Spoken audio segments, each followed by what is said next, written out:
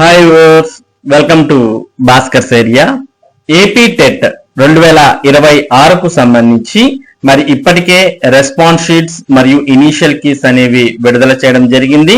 మరి ఇప్పుడు initial key మీద మరియు రెస్పాన్స్ షీట్ లో మీరు చూసుకున్నప్పుడు సమాధానాలు ఏవైనా తప్పుగా ఉంటే వాటి మీద మీరు అబ్జెక్షన్స్ అనేవి చేసుకోవచ్చు. దానికి సంబంధించిన సమాచారాన్ని మనం ఇక్కడ చూద్దాం. ఏపీ టెట్ ప్రాథమిక కీపై అభ్యంతరాలకు ఈ నెల 27వ తేదీ వరకు గడువు. ఏపీ టెట్ జూన్ 2026 పరీక్షల ప్రాథమిక కీ విడుదలైంది.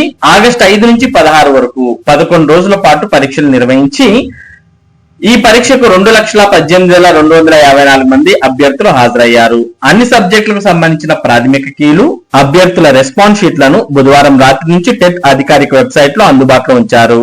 అభ్యర్థులు తమ క్యాండిడేట్ లాగిన్ ద్వారా వాటిని పరిశీలించుకోవచ్చు.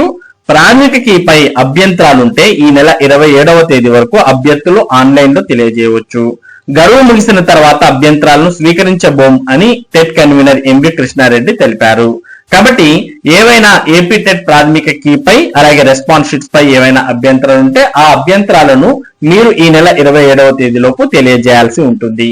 ఇందుకోసం మీ యొక్క క్యాండిడేట్ లాగిన్ లోకి వెళ్లి అందులో ఉన్నటువంటి సర్వీసెస్ లో ఉన్నటువంటి ఆప్షన్స్ ఉపయోగించుకోవడం ద్వారా మీరు మరి అబ్జెక్షన్స్ అనేవి తెలియజేయచ్చు. మరి అబ్జెక్షన్స్ అనేవి ఏ విధంగా మనం అబ్జెక్షన్స్ అనేవి రైజ్ చేయాలి, వాటిని మన యొక్క క్యాండిడేట్ లాగిన్ లో ఏ విధంగా సబ్మిట్ చేయాలి, ఇటువంటి పూర్తి వివరాలతో ఈ వీడియో యొక్క ఎండ్ స్క్రీన్స్ లో మీకు ఒక వీడియో అందుబాటులో ఉంది. దాన్ని చూసారంటే మరి మీరు ఏ విధంగా అబ్జెక్షన్స్ అనేవి సబ్మిట్ చేయాలి అనే పూర్తి వివరాలు అందులో ఉన్నాయి. మరి ఇది ఏపీ టెట్ 2026 అభ్యంతరాలకు సంబంధించినటువంటి సమాచారం. ఇటువంటి ముఖ్యమైన సమాచారం, ముఖ్యంగా విద్యా మరియు ఉద్యోగ సంబంధిత సమాచారాన్ని భాస్కర్స్ ఏరియా మీకు అందిస్తూ ఉంటుంది. మరి ఈ సమాచారం మీరు మిస్ కాకుండా పొందడానికి మన భాస్కర్స్ ఏరియా యూట్యూబ్ ఛానల్ కు సబ్స్క్రైబ్ అవ్వండి. అలాగే ఈ వీడియోని లైక్ చేసి షేర్ చేయండి. Thank you for watching this video.